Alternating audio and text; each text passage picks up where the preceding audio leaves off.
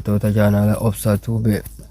Amma waa'ee Imo tokkoon isinitti hima. Imoon akka ajaa'ibatti nama faayidaa guddaa qaba. Imo namni hunduu ni qabdan jeetii yaada. Imoon kunis maali faayidaa isaa jettanii osoo muuziqaa yookaan naashidaa wayii dhaggeeffattanii osoo Facebook daawwattanii YouTube dhaggeeffattanii bakka feetan osoo hojjetanii sirrii keessan gubbaatti nama waliin haasa'uu hin dandeessan siniin jaa.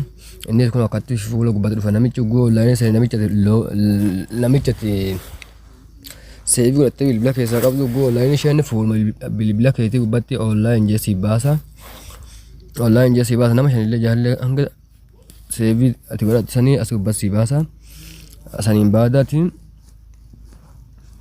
fakkeenyaaf amma muuziqaa dhaggeeffadhu uuma feete as gubbaa tuttaa jechuudha. Asumaan isa dubbiftaa. Innis ammoo akkamitti sanii kan jettan yoo taatu saniifan himaa na laala qalbiin na caqasaadha. Asa settingii kana dhootanii settingii kan jalaa kana settingii kana godha dhoottanuu asila bakka amma xiyyeetti qabe kana gubbaatti tuttanii oggoo tuttanii kun akkas isinii dhufa. Anamma gizee gamtaan banee qabu kun laasee jechuudha bakka amma banamaa kana ni cuftanii amma fakkeenyaaf yoon cufuu amma naaf hin bo'u jechuudha akkasitti niin banee jechuudha bakka kana.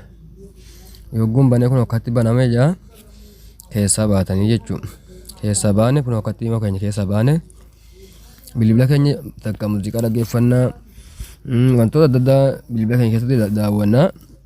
Achumaan immoo gubbama kanaan asii tuttuu asii gubbaa sinii baa fuula gubbatti namni online seene hundi isaadha. Namni ati immoo keessaa seevi godhattee qabdu hundi isaadha. Asiin sinii baha dhiifama akkasitti itti fayyadamaa siniin jaa. Imoon kun aappii ajaa'ibaati. Imichis ammoo Imo ta'e osoo hin taane Imo gosa kana Imo isa kana osoo hin taane Imo kana. Imoon kun gosa hedduudhaan walii fi imichas walii hubadhaadha itti fayyadamaa siniin jaa buleen kiyya. Osoo Facebook daawwattanii osoo wantoota adda addaa bilbila keessanii fayyadamtanii gubbaadhaan nama dubbiftanii fakkeenyaaf ammoo nama tokko ta'aa jettee online seenuu isaadha. Imo guyyaa gubbaan isheen ilaalan jettu fuuluma bilbilaan keetii gubbaatti dhufee online seenuu jesiif hima waan kana ta'eef itti fayyadamaa siniin jaa.